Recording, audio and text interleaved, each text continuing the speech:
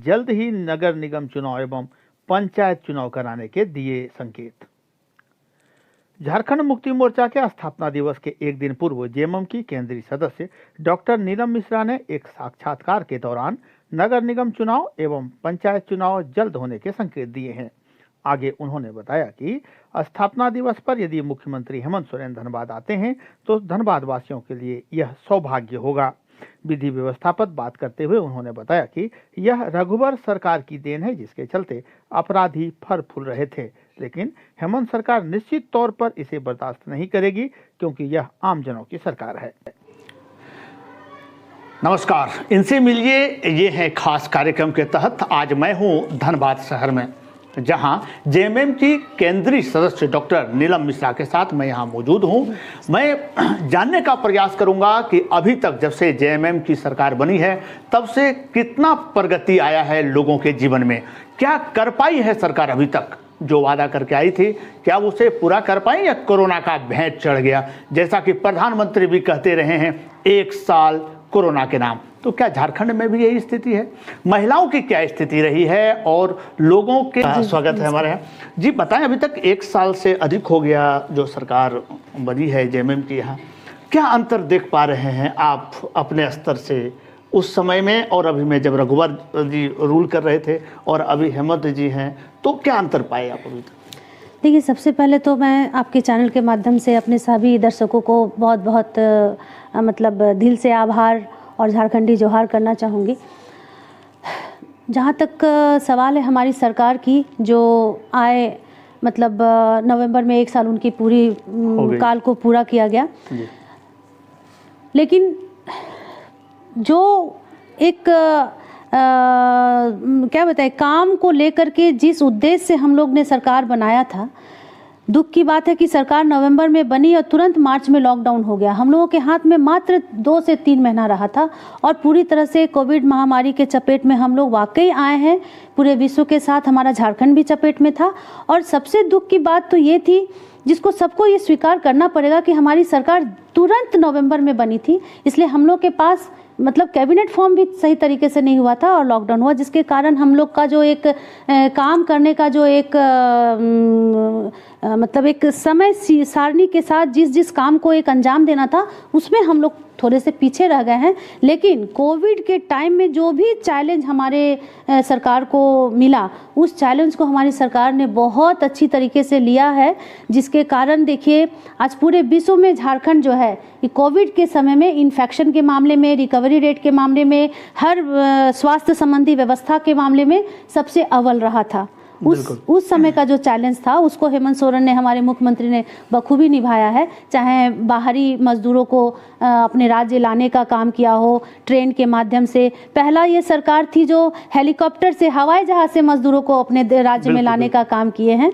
चप्पल से चलने वाले को हवाई जहाज पे बिठाने का काम हमारे माननीय मुख्यमंत्री ने किया। हाँ, इन्होंने जो कहा था वो कर दिखाया है। तो अभी जो आरोप लग रहा है इन सरकार पर कि जब से ये सरकार बनी है तब से भ्रष्टाचार यानी महिलाओं पर अत्याचार बढ़ा है, तो मैडम आप इसे किस दृष्टि से, आप खुद एक महिला हैं। जी, मैं इस पे स्पष्ट कर देना चाहूँगी कि विपक्ष का काम होता है हमेशा सत्ता पक्ष को घेरना। एक तरह से सत्ता पक्ष को घेरने का काम किया जाता है। महिलाओं पे देखिए अत्याचार सदियों से होते आई है। महिला अत्याचार से कभी वंचित मतलब कभी सुरक्षित नहीं रही है। लेकिन अभी का जो समय है, हमारी सरकार में जो ये लोग हमेशा जो दोषारोपण करते हैं कि महिला सुरक्षित नहीं है, ये बिल्कुल सरासर गलत बात है। महिला को सुरक्षित रखने का जिम्मेवारी सिर्फ सरकार को नहीं होती है। सरकार की जिम्मेवारी नहीं है सिर्फ कि महिला को सुरक्षित रखना है। महिला को सुरक्षित रखने का जिम्मेवारी हर एक नागरिक को होना चाहिए। आज अगर मान लीजिए यहाँ बैठे हमारे ही बगल में अगर कोई घटना घटित हो जाता है महिलाओं के साथ, तो इसमें मुख्यमंत्री का क्या दायित्व है बताइए? मुख्यमंत्री का कोई तो उसमें भूमिका नहीं है।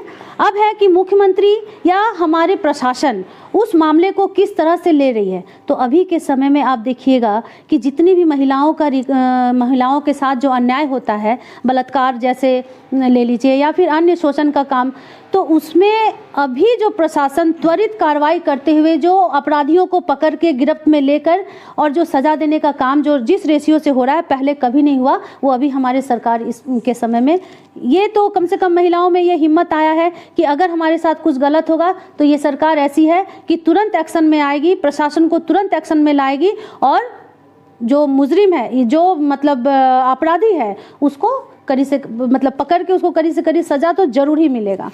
मैडम, आप धनबाद से हैं और आप देख रहे होंगे कि लगभग गोली कांड यहाँ होता है। बैंक मोड़ में भी हुआ था, अभी बागमारा जो ढुल्लू जी का क्षेत्र है वहाँ भी हो रहा है। तो आखिर क्या यहाँ प्रशासन नाकाम रही है या लगाम नहीं कसा जा रहा है, या पिछली सरकार थी जहां उसको बढ़ावा था, कि क्या कारण है आखिर? देखिए, बात ये है ना कि झारखंड अलग राज्य हुए आज 20 साल हो गया। 20 साल से झारखंड को अगर पूरी तरह से अगर झारखंड में राज रहा है तो वो भारतीय जनता पार्टी का ही शासनकाल रहा है। तो ये तो दुख की बात है कि आप जो बोइएगा वही तो पाइएगा ना। हमारी सरकार बने तो 1 साल हुई है, आपने पिछले 19 साल से क्या किया? आखिर इतना गुंडागर्दी जो बढ़ा है, इतना जो माफिया का बोलबाला बढ़ा है, इतना जो लोग जो मनमानी ढंग से जो हर तरह का जो असामाजिक क्रियाकलापों में जो संलिप्त होने का जो हिम्मत कर पा रहे हैं, ये कहीं ना कहीं पिछली सरकार की ही नाकामी रही है। पिछली सरकार की ही बोलिए कि पूरी तरह से अपने ऐसो आराम में वो लोग इस तरह से संलिप्त रहे हैं, कभी भी सामाजिक मुद्दे पे उन लोगों ने ध्यान नहीं दिया, जिसका खामियाजा आज हमारी सरकार भुगत रही है। हमारी सरकार लेकिन इससे पीछे हटने वाली नहीं है। पिछली सरकार जो भी मतलब बीज बोया है और उसकी जो भी गलत फसल उग के सामने आ रहा है, हमारी सरकार उसको काटने की काम कर रही है। और पूरी तरह से, चूंकि बुनियादी व्यवस्था को सुचारू करने में अभी हमारे मुख्यमंत्री जी लगे हुए हैं, तो इसमें थोड़ा समय लग रहा है। सारी व्यवस्था दुरुस्त होके आने वाले समय में हमारे झारखंड राज्य के लोगों को जरूर देखने को मिलेगा। एक और मुद्दा जो आता है जेएमएम के बारे में कि ये ट्रांसफर करने में विश्वास रखती है, तो इसमें 2 चीज़ें हो सकती हैं। या तो आपकी अभी की जो सरकार है उसके हिसाब से जो ऑफिसर अधिकारी है वो चल नहीं पा रहे, या तो भ्रष्ट थे, या ये चाहते हैं कि हम अपने हिसाब से काम चलाएं। आखिर क्या है जो आरोप लग रहा है कि ये मोटे मोटे रकम लेकर लोगों को ट्रांसफ़र कर रहे हैं, तबादला की सरकार है? आखिर वास्तविकता क्या है मैडम इसमें? वास्तविकता इससे बिल्कुल ही अलग है। विपक्ष के लोग भ्रम फैलाते हैं ऐसी बातों को बोलकर। देखिए, क्या है ना कि प्रशासनिक प्रक्रिया जो है ना वो है ही, चाहे आप बैंक के क्षेत्र में देखिएगा तो बैंक के जो बड़े बड़े ऑफिसर होते हैं उनकी भी 2 साल के बाद ट्रांसफ़र होती है जी। होता ही है ना। तो प्रशासन में भी ये है कि एक जगह पे अगर एक अधिकारी को आप ज़्यादा दिन तक रख दीजिएगा तो वो करप्ट होते हैं। तो ऐसी स्थिति में प्रशासनिक अधिकारियों को भी एक जगह से दूसरे जगह ट्रांसफ़र करता है। और एक जब सत्ता पलट जब होता है, जब एक सरकार के बाद जब दूसरी सरकार उस स्थिति में आती है, तो वो सबसे पहले वैसे जो दागी प्रशासनिक अधिकार है उसको चिन्हित करती है और उसको सबसे पहले उस पद से हटा करके उसको ऐसी जगह भेजती है जहाँ पे वो इस तरह का मनमानी ना कर सके, और उस पद पे जो काबिल ऑफिसर है उसको लाने का काम किया जाता है, ताकि सरकार अपने हिसाब से, अपना जो प्लान के हिसाब से अपने राज्य में जनता के हित के लिए काम कर सके। एक महत्वपूर्ण मुद्दा है ये ज़मीन को लेकर। जब से ये ऑनलाइन हुआ है तब से कई एक गड़बड़ियाँ अखबारों में या समाचारों में आप सुने होंगे, इसको कैसे सुधारेगी जेएमएम सरकार? देखिए, हमारी सरकार तो उसी में लगी हुई है जी। आप सोच के देखिए कि पिछली सरकार मतलब झारखंड के लिए क्या किया। आज जो सीओ का जो सारा पर्दाफाश जो हो रहा है, जमीन घोटालों का जो पर्दाफाश हो रहा है, क्या झारखंड मुक्ति मोर्चा के शासनकाल में हुआ ये सब है? नहीं ना। ये सब पीछे का मतलब पिछली सरकार का जो पाप है, उस सारे पापों का जो खमियाजा हम लोग भुगत रहे हैं। लेकिन हमारी सरकार हेमंत सोरेन के नेतृत्व में बिल्कुल ठान चुका है कि पहले जितने भी कचरा है, जितनी भी गंदगियां हैं, जमीन से लेकर के ऊपरी तबके तक, सारे जो मतलब क्या बताएं कि वो सारी स्थितियों को पहले साफ सुथरा करना है।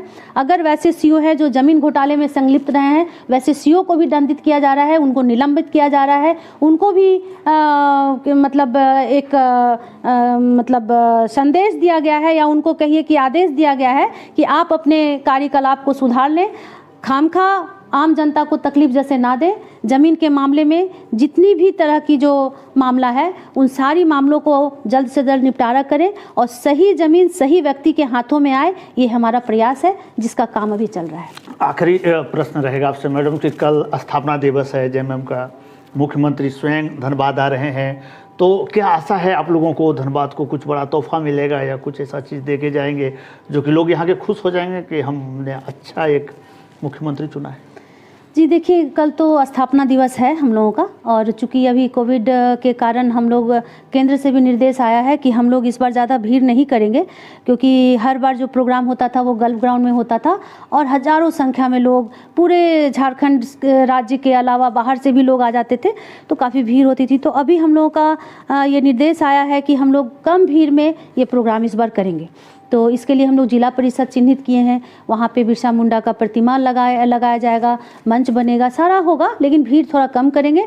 और कोशिश है कि माननीय मुख्यमंत्री और हमारे पूजनीय गुरुजी भी आ पाएँ, लेकिन अभी तक ये तय नहीं हुआ है कि वो आएंगे।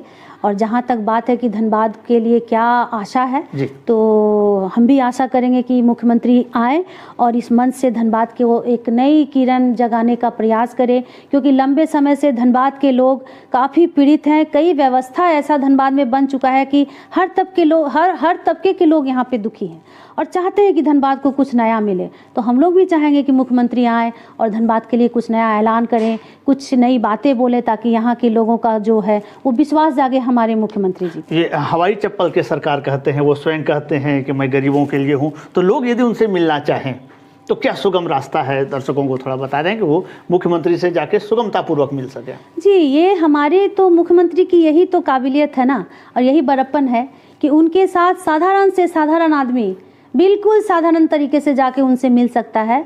और हमारे मुख्यमंत्री 24 घंटा अपने जनता की सेवा में लगे रहते हैं। जो भी उनके पास जाता है वो बहुत ही साधारण तरीके से सबसे मिलते हैं, सबके कंधे पे हाथ रख के वो बात करते हैं, उनके दुख दर्द को सुनते हैं और तुरंत जो काम तुरंत त्वरित कार्रवाई करने वाली होती है वहीं से त्वरित कार्रवाई करके अपने जनता को हर तरह का सुविधा, हर तरह का सुरक्षा देने का वो काम करते हैं। यही उनका प्रयास भी है। इसलिए हम अपने राज्य के जनता से हम अपील करना चाहेंगे कि आप लोग को किसी को भी किसी भी तरह का तकलीफ हो, वो जरूर मुख्यमंत्री से जाएं, मिले, अपनी समस्या को रखें। वो सबकी बातों को बहुत ही अच्छी तरीके से सुनते हैं और उस पर काम भी करते हैं। एक क्वेश्चन मैडम याद आ गया, ये तो आखिरी था लेकिन ये क्वेश्चन याद आ गया कि जो पंचायती राज थी, जो चुनाव होना था उसको टाल दिया गया। इस बार मुखिया भी झंडोत्तोलन नहीं कर पाए, तो कब तक संभावना है कि पंचायती? हाँ, अब देखिए प्रोसेस शुरू होगा। चूँकि ये कोविड का समय था तो इस तरह का कोई भी काम हम लोग जो है वो नहीं करना चाहे थे, क्योंकि कोई भी चुनाव, देखिए जो राज्य सरकार के अधीन जो भी डिसीजन था, कोविड को मद्देनजर ध्यान में रखते हुए उन्होंने अपना डिसीजन लिया। लेकिन जो डिसीजन केंद्र का था, जैसे कि अभी लोग प्रहार करते हैं कि फिर दुमका का चुनाव कैसे हो गया, बेरमो का चुनाव कैसे हो गया, तो ये केंद्र का निर्देश था। ये तो केंद्र सरकार को कोविड के समय में ये निर्देश नहीं देना चाहिए था, चुनाव आयोग को ये निर्देश नहीं देना चाहिए कि अभी हम लोग कोविड के समय से गुजर रहे हैं, आप चुनाव का ऐलान कैसे कर दिए। तो चूंकि अब केंद्र का आदेश है तो मानना ही पड़ेगा ना मुख्यमंत्री जी को। यानी इसको ले लें कि ये प्रोसेस में चला है। जी, अभी जो हम लोग का जो निगम चुनाव और पंचायती चुनाव जो है वो सारा चुनाव और प्रोसेस पे है और बहुत जल्द ये सब सारा चीज़ को निपटारा किया जाएगा, जिसका रिजल्ट हम सबके सामने होगा और बहुत अच्छा रिजल्ट होगा। आपने समय दिया इसके लिए बहुत बहुत धन्यवाद। ये थे डॉक्टर साहिबा जो हमें बता रही थी, और इन्होंने ये भी बताया कि अभी तक जो कार्यकाल रहा है इनका वो कोरोना का भेंट चढ़ गया, और जैसे ही इन्होंने शपथ ग्रहण किया था बतौर मुख्यमंत्री, तब से ये हवाई चप्पल वाले को भी हवाई जहाज से लाने में ही लगे रहे। अभी समय आया है, निश्चित तौर पर ये भी आशान्वित है कि आने वाले समय में झारखंड का तस्वीर बदलेगा और